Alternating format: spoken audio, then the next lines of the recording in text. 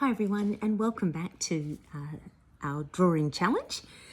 Today I'm going to draw the mitral valve in its short axis, and then I'd like to show you what the mitral valve looks like from each of the apical windows, because this is how we really want to get that 3D feel from all of these 2D slices. So I love the short axis of the mitral valve from a parasternal short axis window because I call this poor man's 3D, okay? We can see the anterior mitral valve leaflet and we say it's got its three scallops, A1, A2, A3, and we've got our posterior mitral valve leaflet with its three scallops, P1, P2, and P3.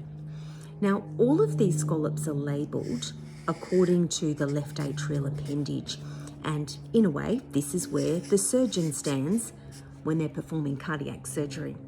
So the surgeon likes to count 1, 2, 3, 1, 2, 3, and for that reason, us echocardiographers need to go back to front.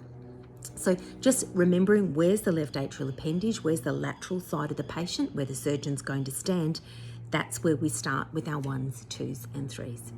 So let's have a look now at how do we know what leaflets we're looking at when we're imaging all of our apical windows. It's okay here in the parasternal short, we know 1, 2, 3, 1, 2, 3, and if we had a lot of regurgitation over here, we could say we've got a problem with A3, P3 area.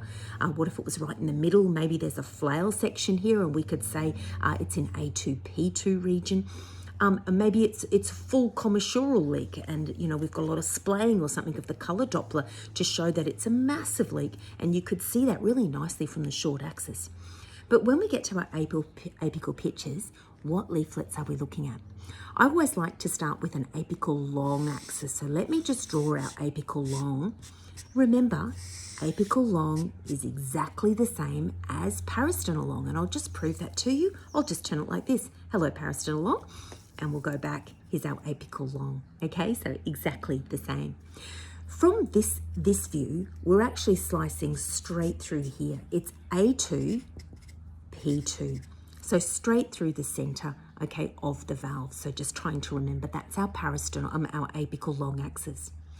What about an apical two-chamber view? Now, an apical two-chamber is a very, very unique view of the mitral valve. I'll just draw in our left atrial appendage because that will help guide us. We can pretend we're the surgeon.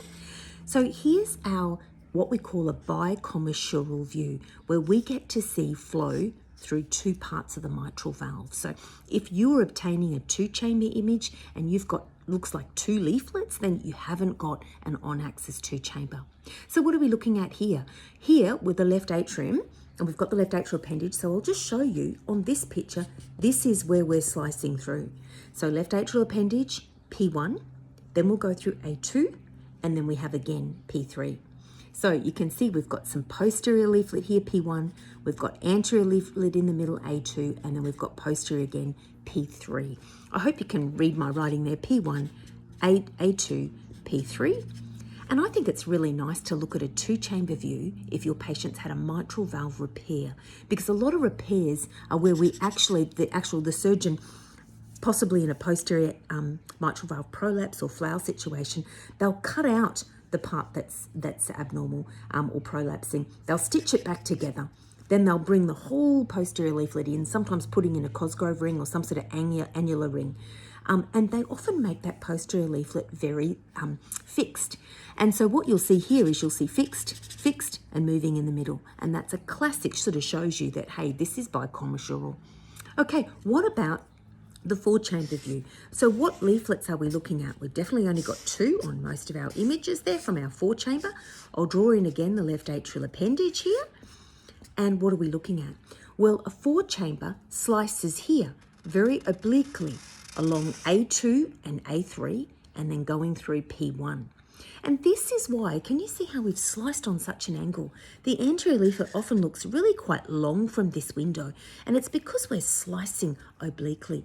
So this leaflet here is A2 or A3, or both, and this leaflet here is P1. So remembering, start at the left atrial appendage, start at the surgeon and count 1, and then think about what's happening to the anterior leaflet. Hope that helps. See you next week.